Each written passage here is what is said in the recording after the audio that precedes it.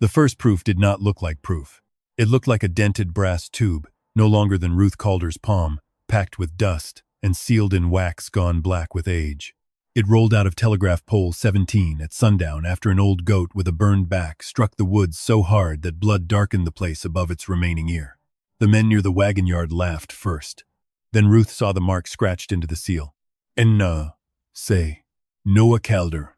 Her dead husband's initials had been hidden inside that pole for 6 years, in the same town that used his name whenever grief needed someone to blame. The story everyone knew was simple. Noah had worked the relay line. A fever swept through Mercy Falls. A medicine wagon waited for orders. One wrong telegram sent it into the desert wash instead of the North Road. Children died. Mothers broke. They said Noah could not bear what he had done. They said shame drove him to his death before the sheriff could drag the truth out of him. They said Ruth was a fool for keeping his name on her lips after the town had buried it in disgrace. Ruth had heard that story so many times it had almost become part of her own bones. Button never believed it. The old goat had one ear burned away, a white coat stained yellow by dust, and a stubborn heart nobody respected. Every evening, he climbed the slope to that same pole and pressed his scarred skull against the wood, as if listening to a voice trapped inside it. When Ruth opened the tube, her hand shook so badly she tore the paper edge.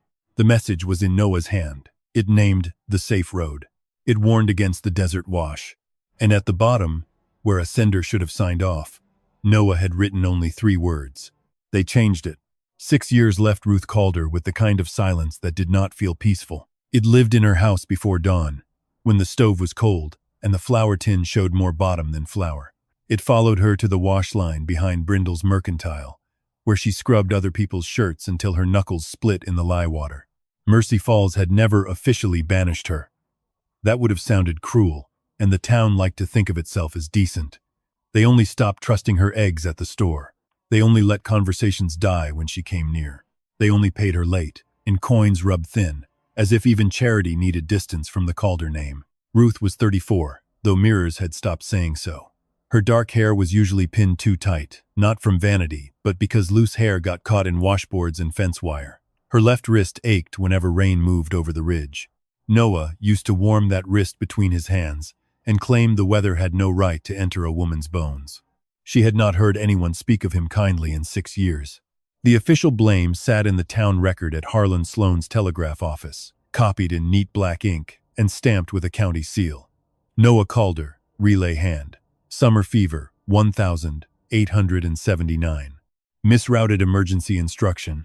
Medicine lost. Deaths followed. Subject deceased before inquiry completed. It was clean on paper. That was the worst of it. Harlan Sloan had read those words aloud once at a council meeting, his voice low and sorry, as if Ruth herself had asked him to bury her husband properly. He was a tidy man with silver at his temples and cuffs white enough to shame snow. He never called Noah a murderer. He said tragedy required accuracy. He said grief became dangerous when it needed old wounds reopened. Folks trusted him for that. Harlan kept the wires humming, copied land notices, and wrote letters for widows who could not spell their sons' names. Button hated nobody. Or if he did, he kept it in the blunt, stubborn privacy of goats. He had been Noah's animal first, a small white kid raised behind the relay shed because his mother died in a spring freeze. Noah bottle-fed him with warm milk and let him sleep beneath the workbench among coils of wire, cracked insulators, and tins of axle grease. The fire changed him. It took the relay shed on a night of hard wind, 6 weeks after the fever wagon failed to arrive.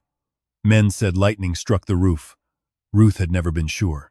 Noah had been missing by then, and Button came out of the smoke screaming, his back raw, one ear curled black, his front leg dragging like a broken hinge. Most animals would have died. Button did not. That became one more thing Mercy Falls resented. Mean things live longest, a boy named Tom Vickers said one afternoon, tossing a pebble that struck Button near the eye. Ruth lifted her wash bucket so fast water sloshed over her skirt. The boy ran, laughing, but Button only blinked and went back to chewing sage stems along the fence. By late September, Ruth had a notice nailed to her door. 9 days to settle $41.60 in back tax and office fees, or the town would claim the Calder place for public use when the old telegraph line was replaced. The notice was signed by Harlan Sloan as acting clerk. Below his name, Deputy Owen Pike had added a second line in heavier hand. Any obstruction of county work will be treated as damage to public property. Ruth read it 3 times while Button stood beside her on the porch, his yellow eyes fixed not on the paper but on the road beyond the cottonwoods. Telegraph pole 17 stood there, a quarter-mile out, where the old line bent toward the dry wash and the ridge beyond. It was an ordinary pole to anyone else. Weather, grade, split near the base, holding dead wire that no longer carried messages. The new line would bypass it by Monday. Button began walking toward it before sunset. "Not tonight," Ruth said. He did not turn. She followed with rope in her hand, anger rising because fear needed somewhere to go. Button limped through rabbit brush, slow but determined, his burned hide twitching when flies touched the scars. At the foot of the pole, he stopped, lifted his head, and pressed the ruined side of his skull against the wood. The wind moved through the wire above them with a thin, empty note. Button struck the pole once. "Stop it." He struck it again, harder. A sliver of old timber loosened and fell into the dust. Ruth bent to grab his collar rope, but Button jerked away with a strength she had not felt in him for years. His bad leg folded. He nearly went down. Then he steadied himself, breathing hard, and pressed his head to the wood again. This time, from inside the pole, Ruth heard something shift. The sound inside the pole was small, but Ruth felt it travel through her ribs. Button heard it too. His ears, one whole and one ruined, angled forward. He stood with his forehead against the timber, trembling so badly the bell on his collar gave a dull little click. Ruth laid her palm on the pole. For a moment she told herself it was only rot. Old wood had many voices. Wind could make a dead line complain. Beetles could hollow a post until it spoke like a box. Then something slid downward inside it. Button struck again. The crack that opened was no wider than a knife blade, running along the grain from shoulder height down toward the place where the pole met the dirt. Ruth caught him by the rope and pulled him back before he could break his skull against it. "You'll kill yourself," she whispered. The goat sagged against her skirt, breathing hard, his burned hide twitching beneath her hand. His bad front leg shook once, twice, then folded. Ruth dropped to her knees beside him and pressed his muzzle against her sleeve. Above them, the old wire gave another thin note. Ruth looked toward town. No one had followed. The wagon yard sat orange in the last light. The telegraph office windows were already shining. Mercy Falls was close enough to see, close enough to judge, but far enough that a woman on her knees beside a goat could still be ignored. She took the small skinning knife from her apron pocket and worked it into the split. The first piece of wood came away soft as cake.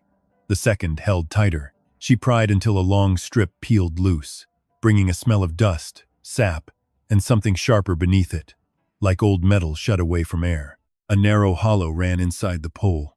Ruth reached in with 2 fingers and touched cloth. The thing inside did not want to come free.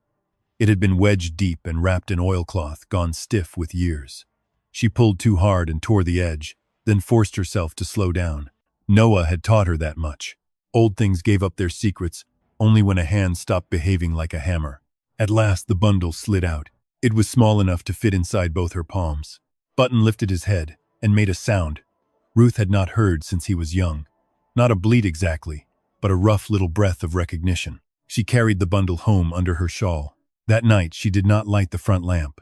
She barred the door, set Button on an old quilt near the stove, and opened the oilcloth on the table where Noah used to sharpen his wire tools. Inside lay a brass message tube sealed with blackened wax, a scrap of brittle paper folded around it, and a short length of copper wire twisted into a loop. The wax bore initials scratched by a hurried hand. Ruth touched them once and had to sit down. She waited until her hands belonged to her again before she broke the seal. The message inside was not long. Telegraph words never were. Each one had once cost money, distance, and time. Noah's handwriting slanted harder than she remembered, as if the pencil had been fighting him across the page. It carried a date, the 18th of July, 1879. A time, 12:14 after midnight. It named the Fever Wagon, the Mill Creek families, and the Northern Ridge route above Coyote Bend. It warned against the lower wash because floodwater had cut the track, and fever tents were already spreading along the South Flats. Ruth read it once, then again. The words did not clear Noah of every human weakness. They did not bring back a single child. But they contradicted the town. By dawn, Ruth had hidden the tube beneath the loose lining of her sewing basket and wrapped the paper inside a square of flour cloth. She left Button shut in the kitchen with a pan of oats, and a warning he ignored before she had reached the gate. He followed her anyway. Harlan Sloane's telegraph office stood between the land office and Pike's jail room, as if messages and punishment had been built to share a wall. Its porch was swept clean. Its windows were polished. A painted sign above the door read, "Accuracy is mercy." Harlan looked up when Ruth entered. He was copying a rail notice, his pen moving in thin black strokes. Ira Bell, the young clerk, stood behind him, sorting envelopes into pigeonholes. Ira saw Ruth first. His face tightened, then went carefully blank. "Mrs. Calder," Harlan said, "this is early for mending work. I need to see the record from the fever wagon." The pen stopped, not abruptly. Harlan was too practiced for that. The motion simply came to rest, as if the sentence he had been writing had reached a natural end. "That record has caused this town enough pain. I need to see it." For what purpose? Ruth had meant to lie. She had spent the walk inventing simple reasons, but standing before Harlan's white cuffs and calm eyes, Ruth found that all her lies sounded like permission. "I found something." Ira Bell dropped 3 envelopes. Harlan did not look at him. "What sort of thing?" "A message." The office changed after that. The ticking sound from the receiver seemed too loud. Dust floated in the window light. Outside, Button climbed the porch steps and set one hoof against the doorframe. Harlan folded his hands. "Mrs. Calder, grief often returns with objects attached. Old notes, tools, buttons from a coat. They feel like evidence because the heart is tired of being helpless.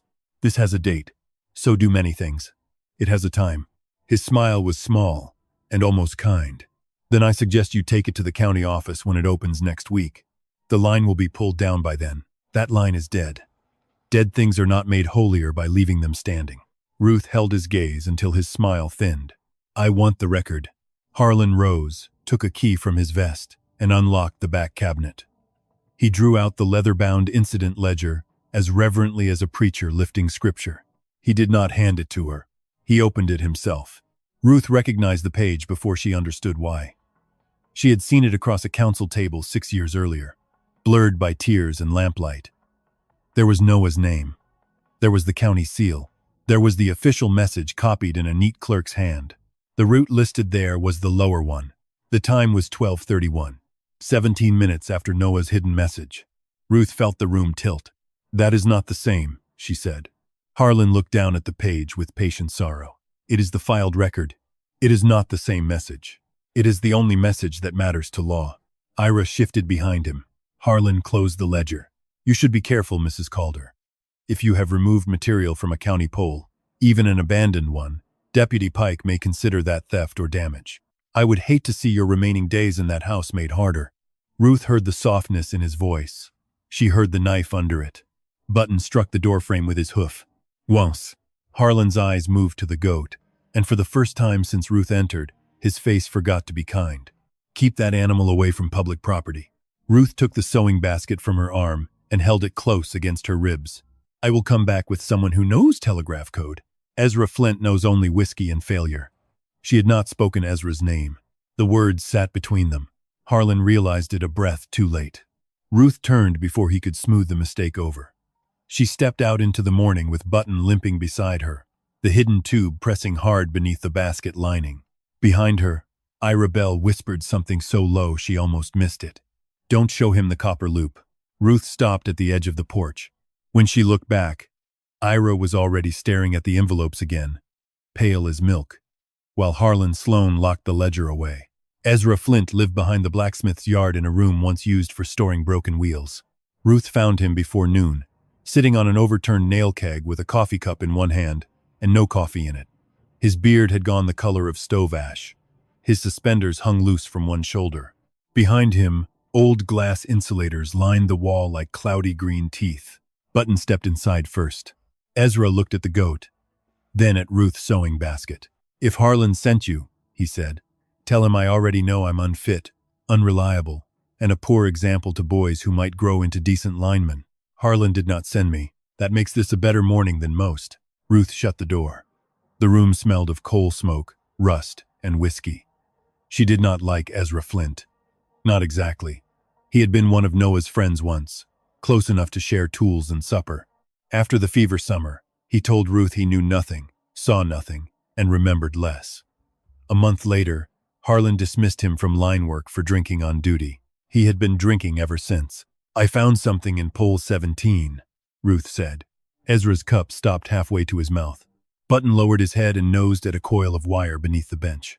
Ruth took out the copper loop first. Ezra did not touch it. That frightened her more than if he had grabbed it. Where was this? Wrapped with a message tube. Inside the pole? Yes. He set the empty cup down with care. That is a jumper loop. Ruth waited. Ezra rubbed his thumb along one flattened end. You use it when you want to bridge a broken contact for a short time. Not proper for filed work. Not something a line hand leaves unless he was in trouble or trying to mark what had been done. Could Noah have used it? Could have.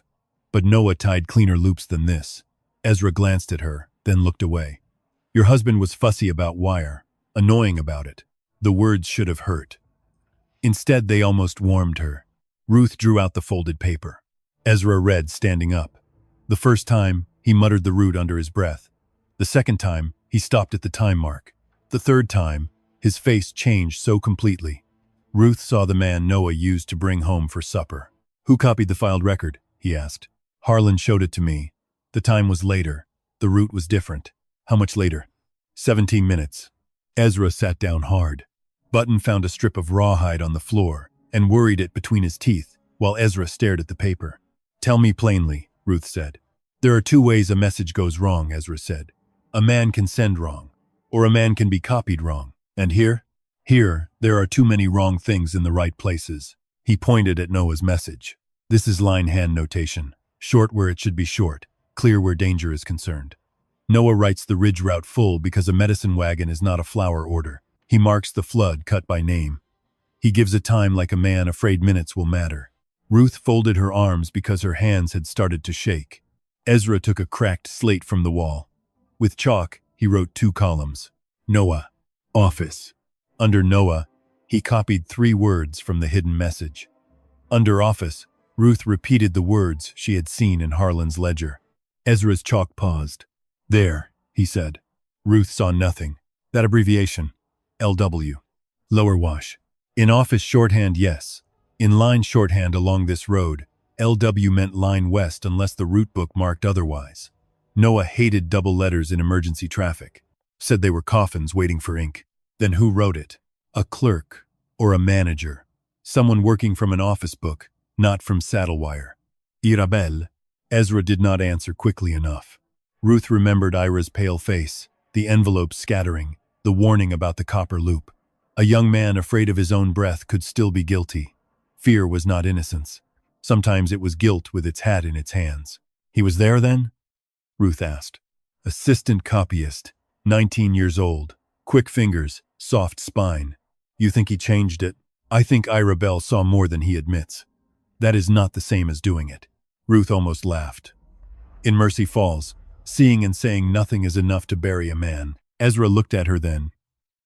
Yes. Outside, a hammer rang from the blacksmith's yard. Button lifted his head. His nostrils widened. He moved to the door and scraped once at the bottom. Not now, Ruth said. He scraped again. Ezra watched him. Still following wire ghosts? He followed something real yesterday. I know. That is why you should leave town before dark. Ruth put the message back in the flower cloth. I have 9 days before Harlan takes my house. Then he will have it in 8 if you keep walking around with that. I need proof that holds. You need a code book. Harlan has the office books. Harlan has what he wants people to see. Ezra crossed the room, lifted a loose floorboard with his boot, and pulled out a flat tin box covered in dust. Inside lay a rotted leather notebook, 3 telegraph blanks, and a small brass key tied to blue thread. Ruth stared at the key. I thought you knew nothing. I knew enough to stay alive. That is not the same thing. No, Ezra said. It is smaller. He opened the notebook. The first pages were eaten by damp, but the middle held columns of route marks, operator initials, and emergency codes. At the top of one page was written Relay Road North Ridge, Mill Creek, Black Mesa. Ruth saw Noah's handwriting in the margins, correcting a mark, sharpening a phrase, turning uncertainty into direction. Her throat tightened. Ezra tapped one entry. Here is the old route meaning. Here is the office meaning changed after the fever summer. Same letters, different use. Changed by who? Ledger would say the clerk who recopied the book. Ida. That is where the paper will point. A floorboard creaked outside. Button spun toward the door so fast his bad leg slipped. Ezra snatched the notebook from the table and shoved it under his coat. The door opened without a knock. Deputy Owen Pike filled the frame, hat low, one hand resting near his belt. Behind him stood Ira Bell, thin-faced and miserable, holding a folded notice. He would not look at Ruth. "Mrs. Calder," Pike said. "Mr. Sloan reports county material removed from public property. He is asking polite. I am not." Ruth kept the basket behind her hip. "I have stolen nothing. Funny thing about county property. It does not ask what you call it." Button stepped between Ruth and the deputy. His burned back rose with each breath. Pike looked down at him. "That goat has been damaging line posts for years. He is an animal. So are wolves. We shoot them when they trouble roads." Ezra moved before Ruth did. "You came for a woman and a goat with a deputy badge. That must feel grand." Pike smiled without humor. "I came for stolen wire, stolen message casing, and any papers removed with them." Ira swallowed. His gaze flicked once to Ruth's basket. Recognition. Ruth felt the false shape of the mystery closing around him. Pike stepped forward. Button lowered his head. For one terrible second, Ruth thought the old goat would charge and give Pike every excuse he needed. Instead, Button turned, limped to the corner, and struck his hoof against Ezra's floorboards. Once. Twice. The loose board rattled. Ezra's face went gray. Pike heard it too. "What is under there?" he asked. Ruth looked at Ira Bell. This time, the young clerk whispered loud enough for all of them to hear. "I told him where to look." Deputy Pike stepped into Ezra Flint's room with the confidence of a man who believed a badge could make any floorboard speak. Ruth kept the sewing basket against her hip, feeling the hidden tube beneath its lining, and understood how easily truth could be stolen by calling it county property before anyone called it evidence. The loose board still rattled where Button had struck it. Pike crossed the room, crouched, and lifted it with 2 fingers. Beneath it lay only dust, 2 bent nails, and the dry body of a mouse. Ezra had shifted the tin box just in time, but the old root notebook under his coat made his shoulders stiff. Pike glanced at Ira Bell. "You said he kept records here." Ira's face was pale. "He did. Maybe I ate them," Ezra said.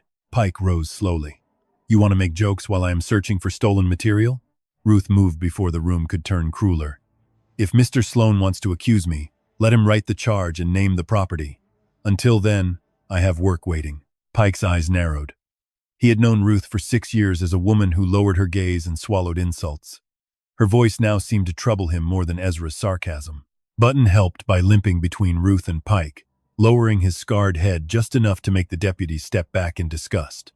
Ruth used that small opening. She walked out with the basket tight against her ribs, Button following close enough that his bell tapped against her skirt. Ira found her behind the feed store less than 5 minutes later. He came without his hat, breathing hard, and kept 3 careful steps away from Button. Ruth did not soften her voice. "You told him where to look." "I told him enough to look wrong." "That sounds like cowardice dressed for church." "It may be." Ira looked toward Main Street, where Harlan Sloan's office window caught the sun. "But if I said nothing, Mr. Sloan would have come himself. Pike searches with his hands. Mr. Sloan searches with his head." Ruth studied him. Fear sat on Ira plainly, but fear did not prove innocence. "What does the copper loop mean?" "It means the line was bridged for a short time. A message could be delayed, copied, or routed around a contact. Whoever used it knew exactly where the trouble was." "Who used it?" "I was 19. I copied what I was told." "That is not an answer." "It is the only answer I can give while he keeps the ledgers." Ira swallowed and lowered his voice. "Look at Black Mesa, not the telegram, the freight." Then he walked away so quickly, he nearly stumbled over the hitching rail. Ruth found Ezra behind the Cooper's shop an hour later. He had escaped Pike by offering empty pockets and showing the wrong ones.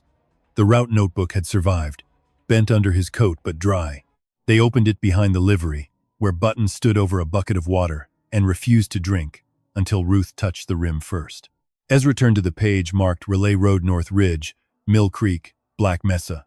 Black Mesa was not on the fever route, he said. Not for medicine. The mining camp had its own supply contract through Rollins Freight. Then why did Noah write it in the margin? Because the wire forked there. Same poles carried both streams for 40 miles before the Mesa spur cut east. If a man wanted to turn a wagon wrong, he would not need to rewrite the whole order. He would only need one turn to sound official. Ruth looked at the page until the marks blurred. Noah's handwriting sat beside the route abbreviations, small and exact.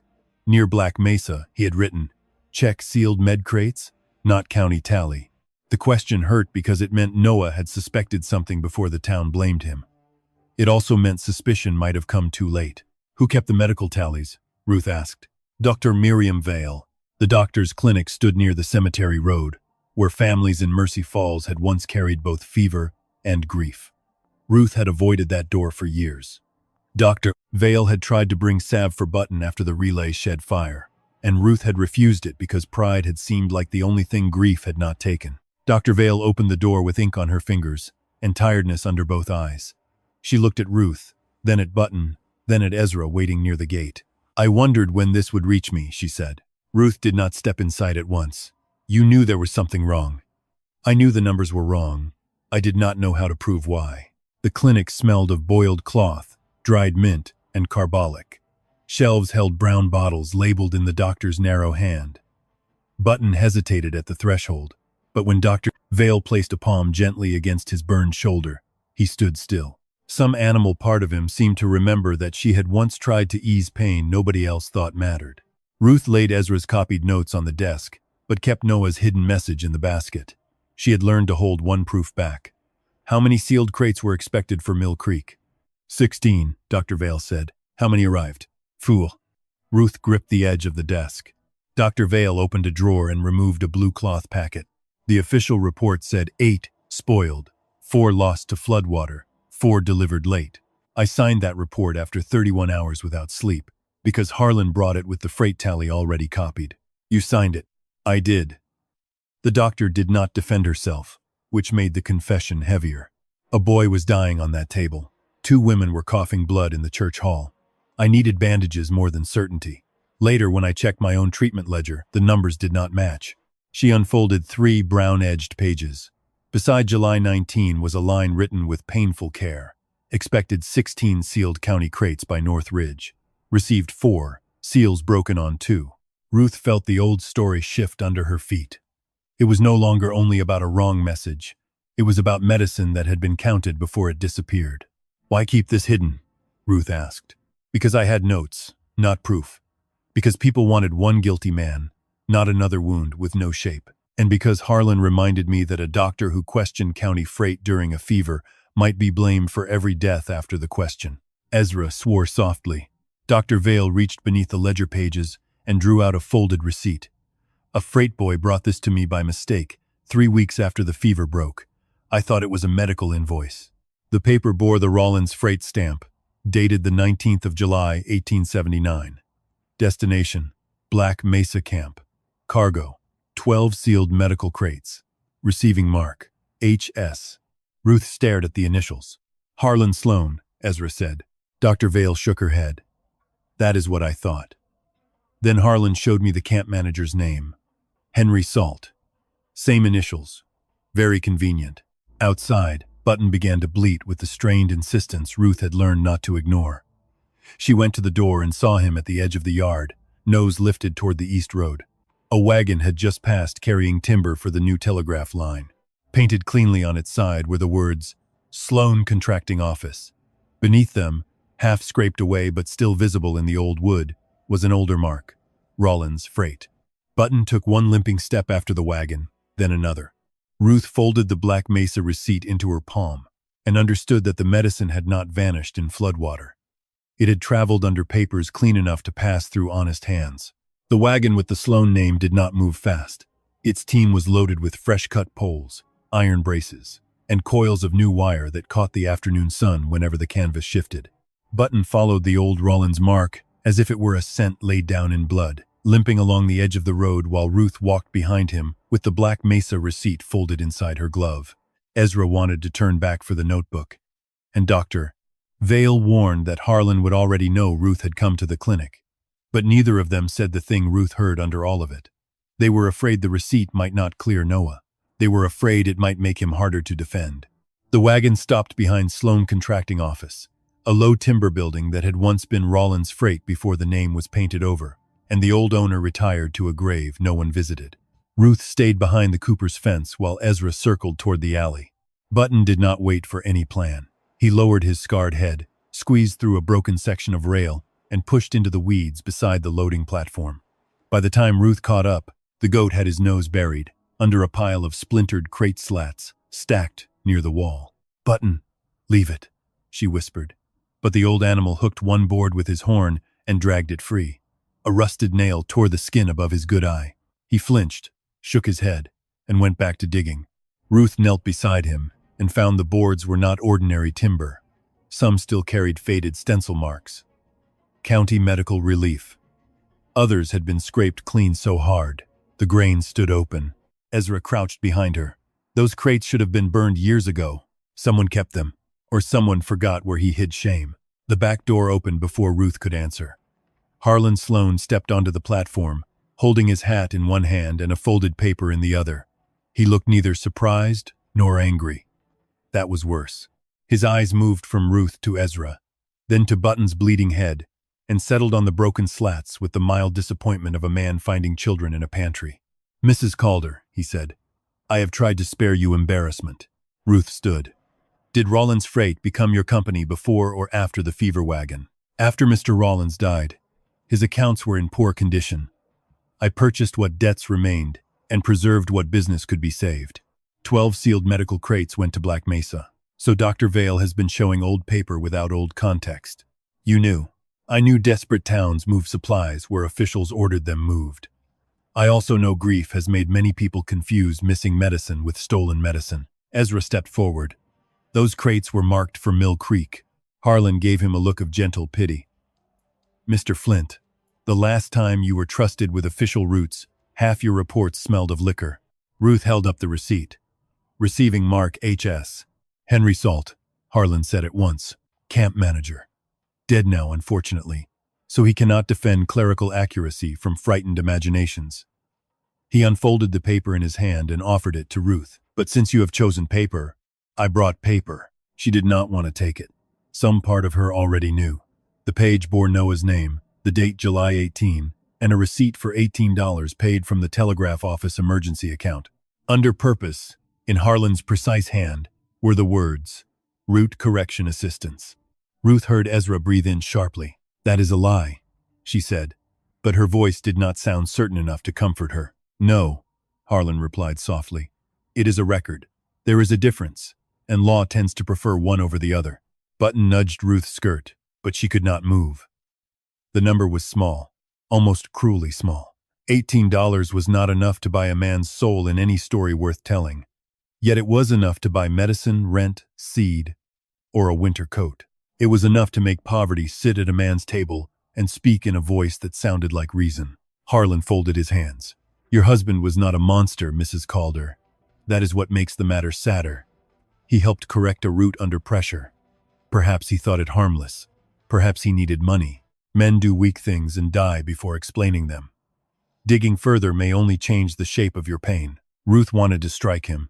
Instead, she folded the receipt carefully and put it with the other one.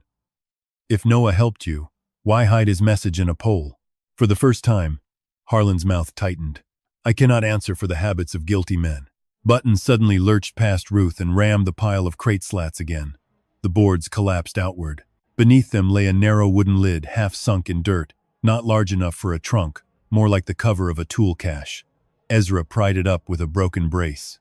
Inside were 3 items wrapped in oilskin: a relay plier with Noah's initials cut into the handle, a torn strip from a route tally, and a pencil stub worn almost to nothing. Harlan's calm thinned.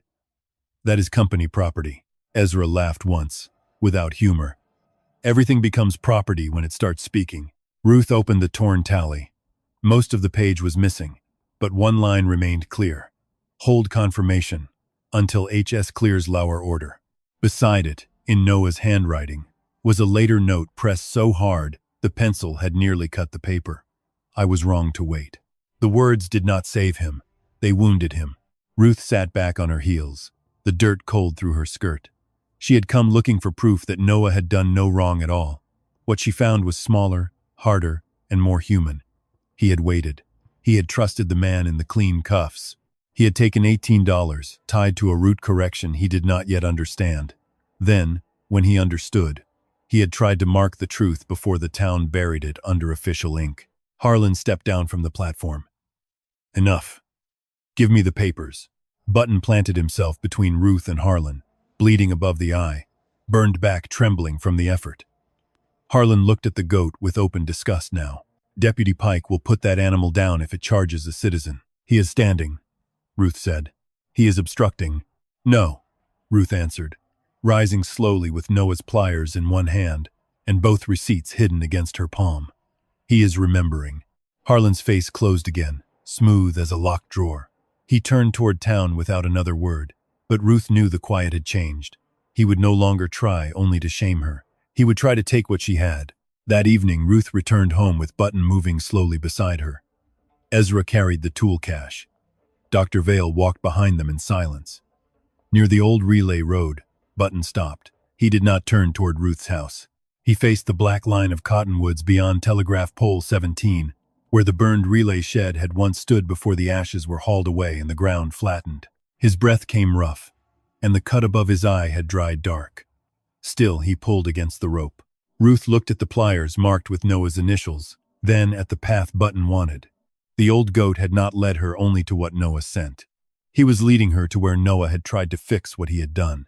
The burned relay shed no longer looked like a place where men had once trusted wires to carry mercy. 6 years of wind had flattened the ashes into the earth, and the new grass that tried to grow there came up thin, gray at the roots, as if the fire still remembered where it had eaten. Ruth stood at the edge of the old foundation, with Noah's pliers wrapped in her shawl, the black mesa receipt tucked against her ribs, and Button pulling so hard at the rope that his injured leg dragged a crooked mark through the dust. Ezra told her to slow him before the old goat tore himself open, but Button was beyond ordinary stubbornness now. He moved with the painful certainty of an animal following a memory deeper than command. The shed had been cleared after the fire, or so Mercy Falls had been told. Ruth remembered wagons hauling away charred boards under Harlan Sloan's supervision, Deputy Pike keeping people back because the structure was unsafe, and Noah's name already hanging in the air like smoke no rain could clean. Yet Button did not lead them to the foundation stones.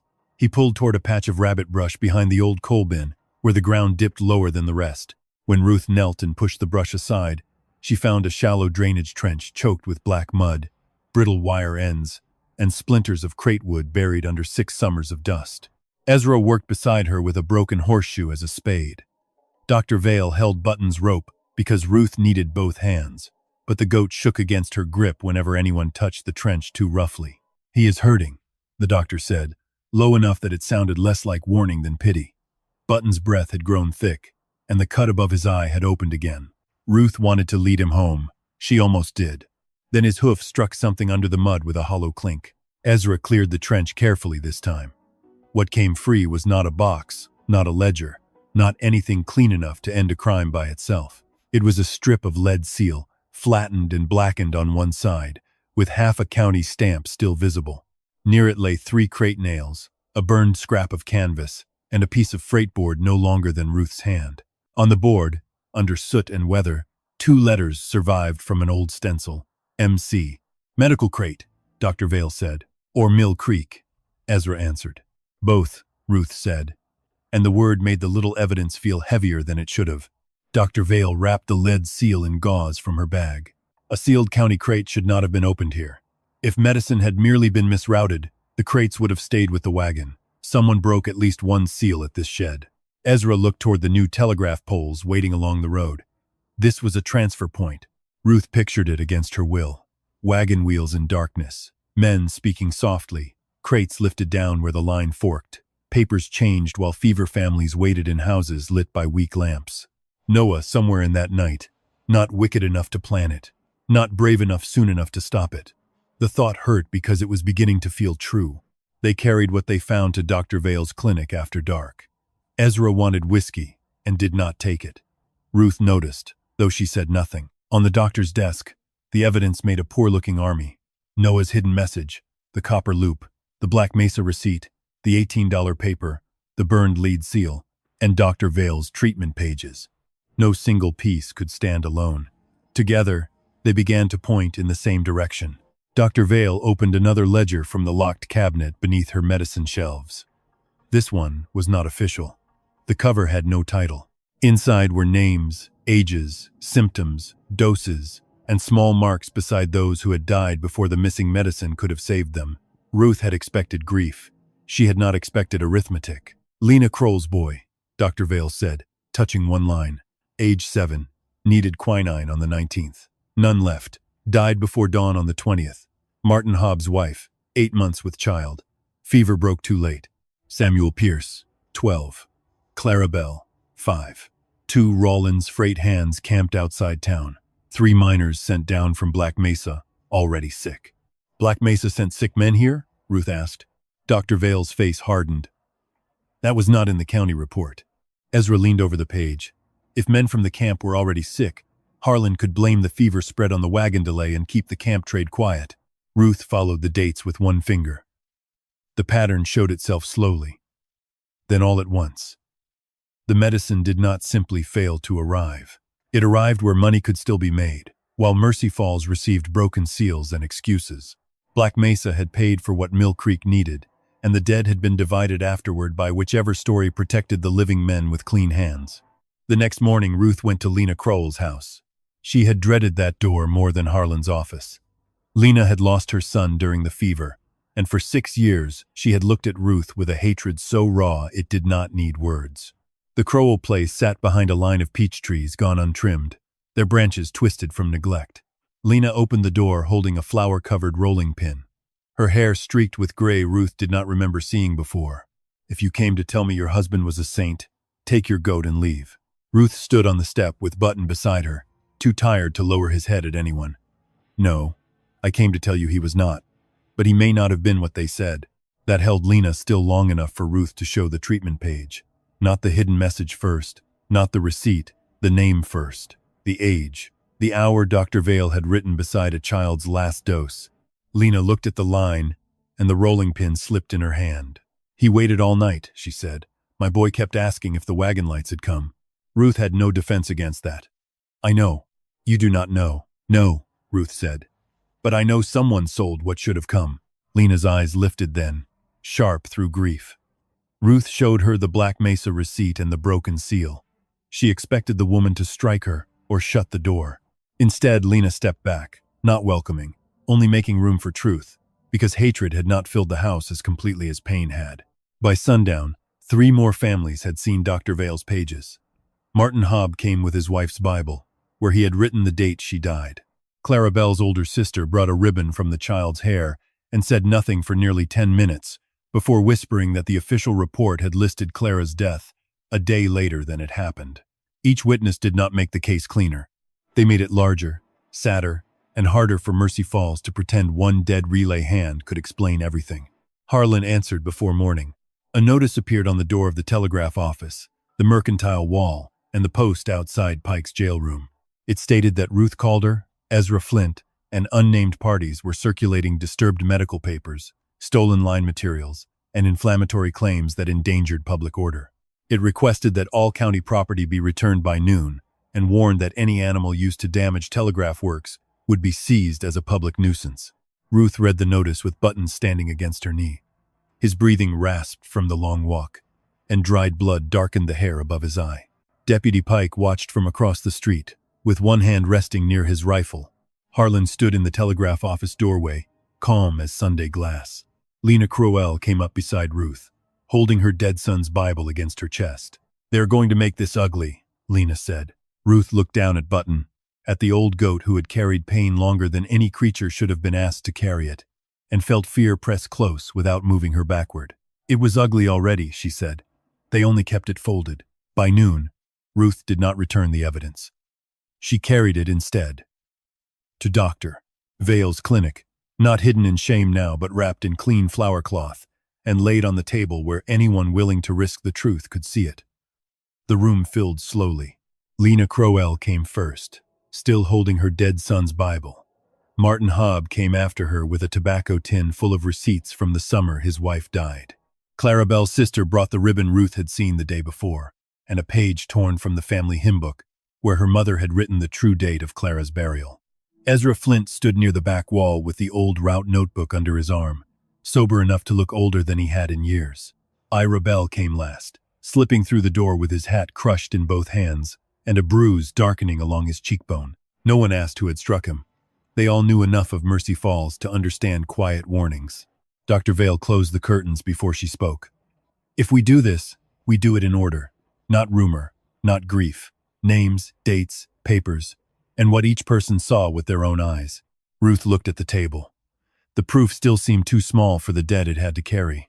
A hidden message, a copper loop, a route notebook, 2 receipts with initials that could be argued both ways, a lead seal, a crate board, treatment pages, an $18 payment that hurt Ruth every time she looked at it.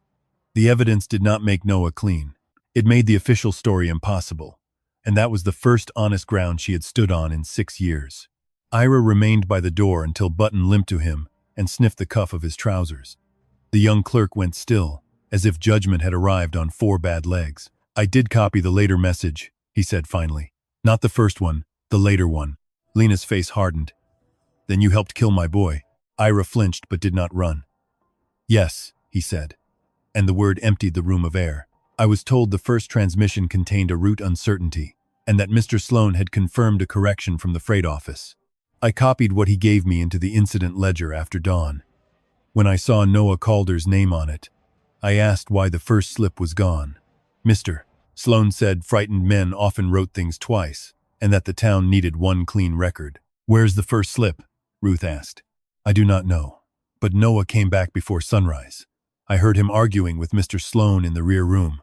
He said the crates were not on the county tally, and that Black Mesa had no right to touch relief medicine.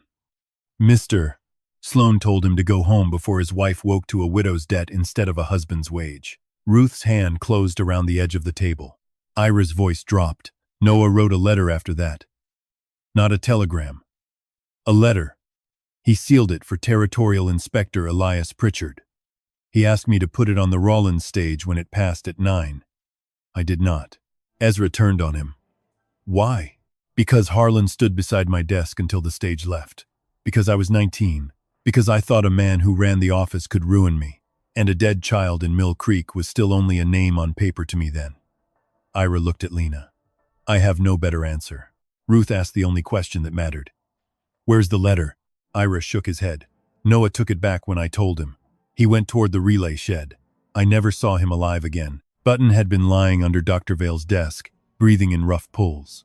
At Ira's last words, he lifted his head.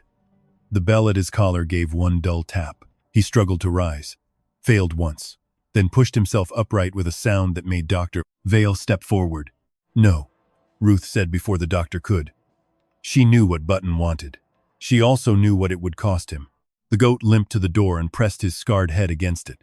They reached the old relay road near evening. Ruth wanted to carry Button, but he fought her until she set him down. He moved slowly, stopping often, his breath scraping in his throat. Lena walked with them, not close to Ruth, not far either. Ira followed behind Ezra, and Dr. Vale carried bandages and a small bottle of spirits she pretended was only for cleaning wounds. Button did not go to the trench this time. He passed the burned foundation, crossed the shallow wash, and stopped beside a cottonwood stump split by lightning years before. Ruth remembered Noah sitting there once, sharpening a pencil against his knife while Button, then young and foolish, tried to eat the curls of wood from his boot. The memory arrived so plainly that Ruth had to turn away from it. Button pawed at the roots. The ground there was packed hard. Ezra dug with his knife. Martin Hobb used a shovel brought from the clinic yard. After 10 minutes, they uncovered a flat stone set where no stone should have been. Beneath it lay a tobacco tin sealed with pitch and wrapped in canvas. Ruth knew the tin before she touched it. Noah had kept spare insulator screws in it, and he had scratched a small crescent moon on the lid because Ruth once said every man who worked nights ought to mark his belongings for the dark. Inside was a letter, damp at the corners but readable. It was addressed to Elias Pritchard, Territorial Telegraph Inspector, Santa Fe Division. Noah had written in haste, but not confusion. He named the first message, the bridged line, the 12 crates turned toward Black Mesa, the altered abbreviation, and the payment he had taken before he understood what route correction meant. Near the end, the pencil dug deep into the paper. I waited because I was afraid of losing my place. By the time I understood, others were losing their children. If this reaches you, inspect Sloane's ledger against the line book and ask why Rollins' freight boards sit behind his shed. Ruth read the line twice. The shame in it was real. So was the courage that came after it.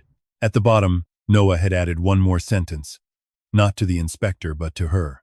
Ruth, if I do not bring this home myself, believe the worst of my weakness if you must, but do not let them make a lie of what I tried to repair. No one spoke for a long while. Even Lena lowered her eyes. A rider came down the road before full dark, carrying a notice folded under a red ribbon. It was Deputy Pike. He did not dismount. "Town meeting tomorrow morning," he called. "Mr. Sloane says Mrs. Calder has demanded public review of county records.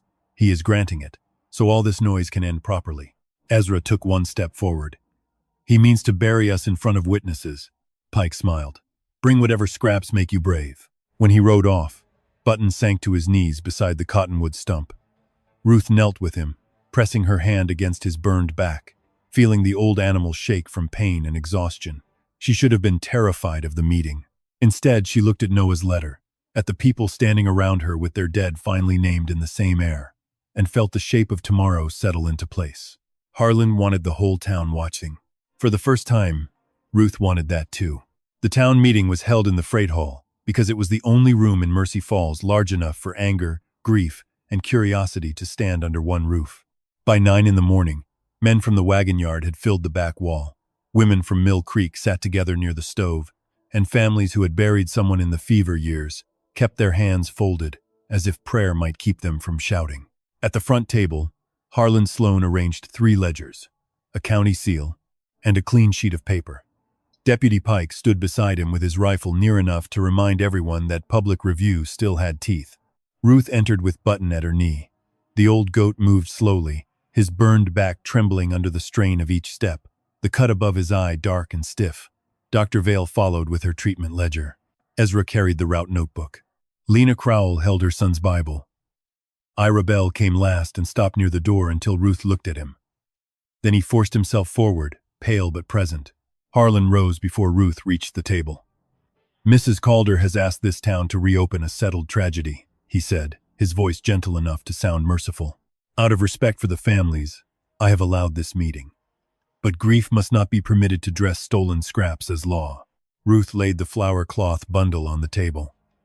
"Then let each piece be named." Harlan smiled faintly.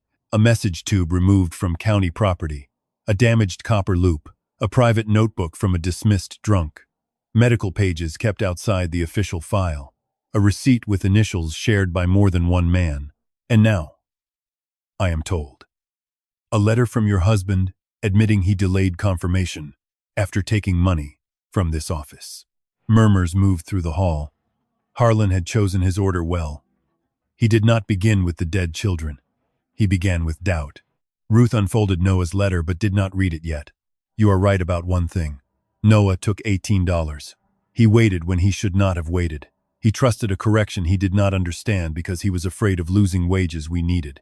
I will not clean that from him just so he is easier to love." The room quieted in a different way. Harlan's eyes narrowed, just slightly, because shame had not bent her where he expected it to. "But this meeting is not to prove my husband had no weakness," Ruth continued. "It is to prove his weakness was used by men who needed a dead scapegoat." Harlan's hand moved to the top ledger. "The filed record says otherwise." Ezra stepped forward. "The filed record uses office shorthand changed after the fever. Noah's line book uses the old road marks. Same letters, different meaning. That change turns a ridge route into a lower wash order." "Mr. Flint," Harlan said, "your history with drink is known. So is your history with fresh ink." A few men muttered. Pike shifted near the table. Dr. Vale opened her treatment ledger before Harlan could answer. 16 sealed county medical crates were expected by North Ridge on July 19. 4 arrived. 2 had broken seals. The official report I signed says the rest were spoiled or lost to floodwater. My own treatment notes, written before Mr. Sloane brought that report to me, show the medicine did not arrive in time for 8 named patients who were still alive when the wagon should have reached Mill Creek. Harlan turned to the crowd. "Dr. Vale has already admitted she signed the official report." "I did," she said. "I signed too tired and too afraid. That is my shame. It is not proof that the report was true." Lena Crowell stood then, clutching the Bible so hard the cover bent. My boy died before dawn on the 20th. The county report says he died the 21st. I wrote the date in this Bible before any clerk told me what was convenient. Another woman rose behind her. Clara Bell's sister lifted the ribbon from her lap. Clara was buried the same afternoon. The report moved her death too. The hall began to split, not into belief and disbelief, but into people remembering what paper had forced them to forget. Harlan struck the table once with his palm, not loud, but enough. Sympathy is not evidence. Deputy Pike, collect the county materials until a proper authority can review them. Pike reached for the bundle. Button moved before Ruth did. The goat stepped between Pike and the table, head lowered, legs shaking so hard his bell tapped against his collar. Pike's mouth twisted. Move that animal, Mrs. Calder. He found what you missed, Ruth said. He damaged public property. He uncovered what men hid inside it. Pike reached for Button's rope. The goat did not charge. He simply stood, old and bleeding and spent, refusing to give the table away. Lena Crowell stepped beside him first, then Martin Hobb, then Dr. Vale. Pike looked at the crowd and understood that shooting or seizing the goat would no longer look like order. Ira Bell spoke from behind them, voice thin. I copied the later message into the incident ledger. Harlan turned slowly. Careful, Ira. The warning almost worked. Ira's mouth closed. His eyes dropped to the floor. Ruth saw the 19-year-old he had been and the frightened man he had become, both trapped in the same body. Then Button limped away from the table and pressed his scarred head against Ira's leg. Ira broke. Mr. Sloan gave me the later message after dawn. He said the first was confused. He told me to copy only the clean version and destroy any loose slips. Noah came back before sunrise, angry about the crates. He wrote a letter to Inspector Pritchard. I failed to put it on the stage because Mr. Sloan stood over my desk until it left. Harlan's face remained calm, but the room had stopped belonging to him. Ruth read Noah's letter aloud. She did not soften the part where he admitted waiting. She did not soften the part where he named the bridged line, the altered abbreviation, the 12 crates turned toward Black Mesa, and the Rawlins freight boards behind Sloan's shed. When she finished, the silence held not because everyone understood telegraph work, but because they understood the sound of a man confessing weakness while trying to stop a greater crime. A stranger near the rear wall removed his hat. He was tall, narrow-shouldered, with dust on his coat and a leather case under one arm. My name is Elias Pritchard, he said. Territorial Telegraph Inspector, Santa Fe Division. I came to certify the new line contract this morning. Harlan's voice cooled. Then you understand this is a local grievance. I understand line records. Pritchard came forward only after Ruth, Ezra, Dr. Vale, Ira, and the families had already spoken. He examined Noah's letter, the copper loop, the route notebook, and the official ledger, without hurry. This ledger was recopied after the fact. The abbreviation in the filed message does not match the road notation in use on this relay line in July 1879. The copper loop shows a temporary bridge. The timing difference between the hidden message and the filed entry is consistent with a delayed and altered copy. Pike looked at Harlan. Harlan did not look back. Pritchard turned the Black Mesa receipt toward the crowd. The freight matter will require territorial inquiry. But as to the telegram, Noah Calder did not send the filed order as recorded. The words did not bring the dead back. They did something smaller and still enormous. They removed a lie from their graves. Harlan reached for the ledger, but Ezra caught his wrist. Pike started forward, then stopped when half the room rose. Harlan's calm finally left him in pieces. You think this proves theft? It proves confusion, fear, bad roads, a dead man's regret, nothing more. Ruth looked at the freight receipt, the broken seal, the treatment ledger, the altered dates, the Rawlins mark on Sloan's wagon, and the people standing with their losses no longer separated. No, she said. It proves where the inquiry begins. Pritchard closed the ledger. And it begins with Mr. Sloan's office, freight accounts, and contract papers. Deputy, you will not remove these materials except under my seal. Pike's hand fell from his rifle. Harlan stared at him then, expecting loyalty. What he found was a man calculating which side of law might still have a future. By sunset, Harlan Sloan was not yet in irons, but his ledgers were sealed, his freight shed locked, and 2 riders sent for the county attorney. That was how justice arrived in Mercy Falls. Not like thunder, not like a clean sermon, but slowly, with signatures, witnesses, shame, and the stubborn weight of things that had survived fire. Ruth did not stay for the talking. She took Button back to telegraph pole 17, or what remained of it. The workers had cut the wires, but left the cracked post standing until the inquiry ended. The sky behind it burned copper and rose. Button lowered himself beside the base with a tired sigh, his legs folding carefully under him. Ruth sat in the dust and read Noah's last line again. Not for the town this time, only for herself. Believe the worst of my weakness if you must, but do not let them make a lie of what I tried to repair. She had wanted a husband without fault, because grief had asked for something clean to hold. What she had been given was harder, a man who was afraid, a man who waited, a man who woke too late, and still tried to leave enough truth behind for someone braver to finish. Button rested his scarred head against her knee. "You stubborn old thing," Ruth whispered, rubbing the place between his horns where the hair had grown thin. The goat closed his eyes. His breath came rough but steady. Across the road, Mercy Falls was lighting its lamps, one by one, beneath wires that could carry lies or truth, depending on the hands below them. Ruth looked at the broken pole, at the town, and finally, at the fading road Noah had walked when he tried to come home with more than shame. For the first time, in 6 years, she said his name aloud, and did not lower her voice.